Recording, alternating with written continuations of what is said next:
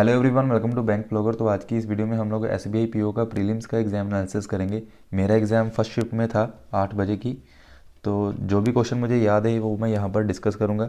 तो पहले तो एक डीआई को डिस्कस करते हैं। यहाँ पर देखिए, हमें बसेस दी हुई थी ABCDE करके, जितनी सीट्स वहाँ पर अवेलेबल है और जितनी उनकी बुकिंग हुई पड़ी है वो परसेंटेज में हमें दी हुई थी। अवेलेबल सीट्स हमें नंबर्स में दी हुई थी।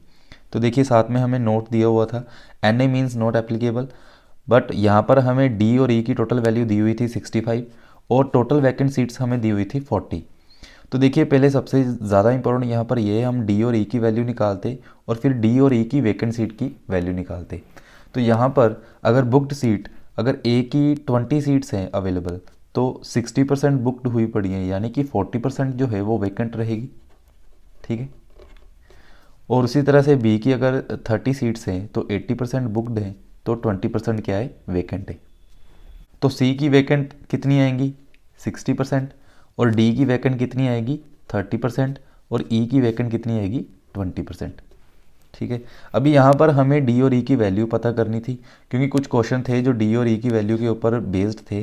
तो वहाँ पर थोड़ी सी चीज़ें कॉम्प्लेक्स हो जाती है। जब टाइम जो है हमारा कम चलता है तो बच्चे हाइपर हो जाते हैं, तो उसकी वजह से जो क्या है, इक्वेशन तैयार नहीं हो पाती। तो देखिए, यहाँ पर ये क्वेश्चन इतना ज़्यादा मॉडरेट तो नहीं था, बट थोड़ा सा अगर दिमाग से हम लोग चलते तो बड़े इजीली यहाँ पर ये सोल्व हो जानी थी। तो देखिए, अगर डी और ई की हमें टोटल वैल्यू पता है क्या दी हुई है, 65। ओके। तो अगर मैं डी को x मानता तो ई हमारी क्या आना था, 65 माइनस एक्स। ठीक है। अगर डी को मैंने x माना, अवेलेबल सीट्स की बात कर रहा हूँ मैं यहाँ पर, तो ई की वैल्यू क्या निकल कर आनी थी, 65 माइनस एक्स। ओके। तो यहाँ पर हमारी एक चीज़ हमें दी हुई थी, जो टोटल वैकेंट सीट्स हैं वो 40 है। तो यहाँ पर हम ABC की जो वैकेंट सीट्स है वो निकाल सकते हैं। कैसे? अभी ए की वैकेंट सीट कितनी है, जो कि खाली है। ठीक है। वैकेंट सीट्स, ए की वैकेंट सीट कितनी है, 20 का 40%, यानी कि 8। बी की वैकेंट सीट कितनी है, 30 का 20%, यानी कि 6। और सी की कितनी है, 15 का 60%, यानी कि 9।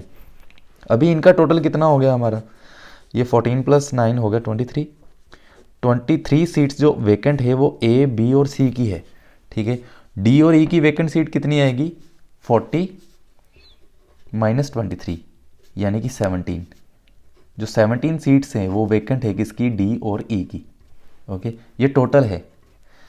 अभी यहाँ पर हमें जो बुक्ड सीट है डी और ई की वो कितनी दी हुई है, 70% और 80%।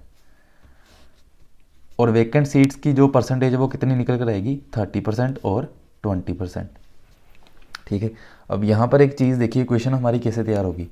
अगर मैं 30% ऑफ एक्स करता हूँ प्लस करता हूँ 20% ऑफ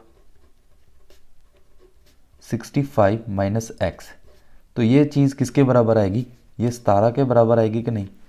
ठीक है। तो ये हमारी इक्वेशन आ जानी थी, इससे हमारी एक्स की वैल्यू निकल आनी थी, और फिर हमारी डी और ई की अवेलेबल सीट्स, बुक्ड सीट्स सब निकल आना था। ओके। तो यहाँ पर देखिए, ये परसेंटेज है सीधा, तो 30x plus 20 65 minus x is equal to 1700 लेकर जा रहा हूँ यहाँ पर मैं। ठीक है। इसको सोल्व कर लेंगे तो 65 इंटू 20 ये हो गया हमारा 1300 minus 20x is equal to 1700। तो ये 10x इज इक्वल टू 400। तो x की वैल्यू क्या आएगी निकल कर, 40। ओके। तो x मैंने क्या माना था यहाँ पर, अवेलेबल सीट्स ऑफ d। तो d की सीट्स कितनी है, ये 40। e की कितनी निकल कर आएगी, 65 माइनस 40, 25। ओके। यहाँ से ये अवेलेबल सीट्स है, तो बुक्ड सीट और वैकेंट सीट जो है वो निकल कर आ जाएगी। तो अगर हम 40 का 70% करेंगे तो बुक्ड सीट्स किसकी आएगी, डी की। ओके। उसी तरह से 30 करोगे तो वैकेंट सीट निकल कर आएगी। तो ऐसे हमारे जो क्वेश्चन है वहाँ पर सोल्व हो जाने थे। ओके। तो देखिए, इसके अलावा एक डीआई जो पूछी हुई थी वो काफ़ी इजी थी। पाई चार्ट हमें दिया हुआ था।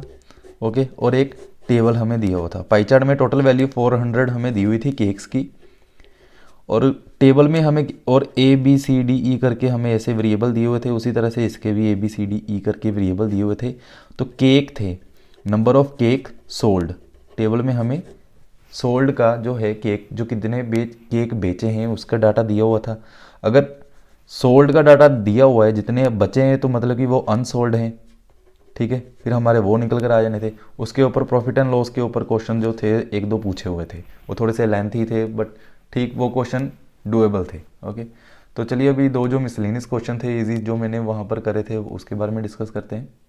तो देखिए दो मिसलिनियस क्वेश्चन मैंने वहाँ पर करे थे, तो उनका लेवल काफ़ी इजी था। ये आपके सामने ही, आप वीडियो को पॉज करके एक बार इनको ट्राई कर सकते हो और खुद जज कर सकते हो कि कितने इजी क्वेश्चन पूछे हुए थे वहाँ पर। बस ये है वहाँ पर जो है पीओ लेवल है, मॉडरेट लेवल चलता है वहाँ पर, तो हमें टाइम कम मिलता है क्वेश्चन करने के लिए। तो फर्स्ट क्वेश्चन देखिए, 6 year hence the age of A would be 5/6 of age of B. 4 years ago the age of A and B was in the ratio of 10:13। What is the present age of C who is 5 year elder to A? ये option 24, 29, 30, 34, 25। Okay, तो यहाँ पर बात करिए कि 6 साल बाद जो है जो A की एज है वो 5/6 हो जाती है B से। 4 years ago 4 साल पहले A और B की जो एज है उसकी रेशो दी हुई है 10 और 13। तो यहाँ से क्वेश्चन हम स्टार्ट कर सकते हैं। 10x A है तो B कितना आएगा हमारा 13x। ये 4 years अगो की बात कर रहा है। प्रेजेंट में ये क्या होएगा, यहाँ पर 4 ऐड हो जाएगा और यहाँ पर भी 4 ऐड हो जाएगा, ये प्रेजेंट एज आ गई। अब उसने कहा है कि 6 year हैंस, तो प्रेजेंट में 6 साल और ऐड हो जाएंगे, यानी कि +6 दोनों में। ओके, तो ये 10 हो जाएगा। तो 10x + 10 years, 13x + 10 years। Okay, तो यहाँ पर जो है वो कह रहा है कि 6 साल बाद जो है ए की जो एज क्या हो जाएगी 5/6 ऑफ बी। तो यहाँ पर मैं क्या कर दूंगा, बी का 5/6 इसको इक्वल टू ले जाऊंगा। ओके, तो इसको हम लोग सोल्व करेंगे तो ये क्या होगा, 60x + 60 is equal to 65x + 50। तो यहाँ पर क्या आएगा, माइनस का 5x is equal to minus का 10। ओके, तो x की वैल्यू क्या निकल कर आएगी यहाँ पर 2, यानी कि प्रेजेंट एज जो निकल कर आएगी, प्रेजेंट एज क्या निकल कर आएगी ए की, ये 10 है तो 10 × 2 + 4 हो जाएगा, तो ये प्रेजेंट एज आ जाएगी, क्योंकि प्रेजेंट एज हमने कहाँ तक मानी है, +4 तक मानी है। 4 years अगो की बात कर रहा है, एज उनकी कितनी है 10:13। ओके, तो यहाँ पर क्या आएगा 24। ओके, तो उन्होंने क्वेश्चन में क्या पूछा, what is the present age of C who is 5 year elder to A. तो ये सी जो है वो ए से 5 साल बड़ा है, तो यहाँ पर 5 ऐड कर दो तो 29 जो है आंसर आ जाएगा। ओके, तो नेक्स्ट क्वेश्चन देखते हैं अभी। When digits of 2 digit numbers are interchanged then it becomes 54 more than the original number. The product of 2 digit is 16। The square of which digit is nearest to that number. Okay, तो ये option हमें दिए हुए हैं, तो काफ़ी easy question था ये। The product of 2 digit is 16, तो यहाँ पर 2 digit हमें नंबर दिया हुआ है जिसका प्रोडक्ट क्या है 16 है। तो 16 कैसे आता है, यहाँ तो 4 × 4 करेंगे, यहाँ हम लोग 8 × 2 करेंगे। ओके, तो यहाँ पर देखिए अगर मैं 4 को और 4 को इंटरचेंज करता हूँ, यानी कि ये 44 है, 2 digit नंबर ऐसे बनता है ना, ये 44, ये 82 होगा, या ये क्या होगा 28 होगा। ओके, अगर हम लोग इनको इंटरचेंज करेंगे तो इनकी वैल्यू जो क्या है 54 से बढ़ जाएगी। तो 44 तो बढ़ने से रहा, ये तो इनका डिफरेंस ही क्या आ जाएगा, 0 ही आएगा।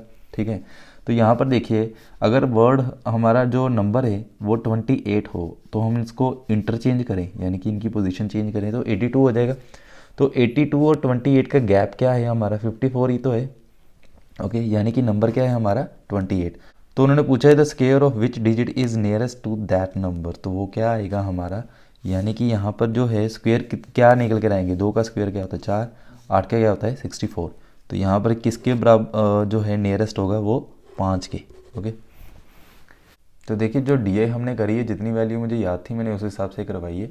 एग्जैक्ट जो है थोड़ी सी परसेंटेज ऊपर नीचे हो सकती है, लेकिन टोटलिंग जो वैकेंट सीट जो थी वो हमें 40 दी हुई थी, जो डी और ई की वैल्यू थी वो 65 दी हुई थी हमें टोटल। ओके, तो चलिए अभी नेक्स्ट फुल फ्लैश देखते हैं एनालिसिस एग्जाम में क्या क्या पूछा हुआ था इंग्लिश, मैथ्स और रीजनिंग का। तो देखिए सबसे पहले इंग्लिश स्टार्ट हुई थी, तो वहाँ पर वर्ड स्वैप हमें 3 क्वेश्चन आए हुए थे। डबल फिलर्स आए हुए थे हमें 5 क्वेश्चन के, काफ़ी इजी थे। एरर पूछे हुए थे 5 नंबर के। पैरा जंबल पूछे हुए थे 5 नंबर के, हमें A B C D E करके लाइंस दी हुई थी, उनको अरेंज करना था और ये एक ही पैराग्राफ था, ठीक है, अलग अलग क्वेश्चन नहीं थे। तो कॉम्प्रीहेंशन था 7 नंबर का और ईडियम फ्रेजेस थे 5 नंबर के। तो इंग्लिश में मेरे 26 अटैम्प्ट हुए हैं और मैथ्स में मैंने 20 अटैम्प्ट करें, पहले मैं अटैम्प्ट बता देता हूँ। और रीजनिंग में मैंने करें 25, क्योंकि मैंने अभी जॉब की वजह से अभी यहाँ पर इतने ज़्यादा मॉक टेस्ट वगैरह तो नहीं दे पाता हूँ, तो सीधा जाकर एग्ज़ाम ही दिया है मैंने। अगर आपने थोड़ी सी भी प्रैक्टिस करी होगी तो आप बड़े आराम से 75 प्लस भी कर सकते थे यहाँ पर। तो मैथ्स में देखिए हमें अप्रोक्सीमेशन 6 नंबर के आए हुए थे, काफ़ी इजी थे, क्वाड्रेटिक इक्वेशन काफ़ी इजी थे। तो टेबुलर डीआई और जो पाई चार्ट टेबल जो मैंने डिस्कस करा है, तो ये थोड़ा सा मॉडरेट लेवल लगा था कि 2-3 क्वेश्चन मॉडरेट थे, बाकी इजी थे। ओके, मिसलेनियस क्वेश्चन मैंने 2 करे थे, वहाँ पर टाइम कम था। तो यहाँ पर रीजनिंग में देखिए स्क्वायर पजल आया हुआ था, 8 पर्सन थे, ठीक है, जिसमें जो कॉर्नर पे बैठे हुए थे वो इनसाइड देख रहे थे और मिडल वाले आउटसाइड देख रहे थे। एक uncertain number of person sitting in row facing north, ऐसा क्वेश्चन आया हुआ था, तो उनके 28 सीटिंग बनी थी मेरी। ओके, 5 नंबर में ये था। मंथ्स बेस जो पजल थे वो 2 पूछे हुए थे, एक तो 3 महीने और 2 तारीखें हमें दी थी, 13 और 20। और एक में क्या था, हमें मंथ्स दिए हुए थे और पर्सन दिए हुए थे, और वो कुछ थिंग्स उनके साथ जो है ऐड ऑन होती थी, केक, फ्रूट्स, ऐसे करके। तो काफ़ी इजी क्वेश्चन थे ये बस 2 वेरिएबल वाला था और बाकी सब सिंगल वेरिएबल के थे। रैंकिंग वाले क्वेश्चन पूछे हुए थे 4 से 5, सिलोगिज्म 4 से 5 पूछे हुए थे, ब्लड रिलेशन काफ़ी इजी था, 3 क्वेश्चन इसके थे।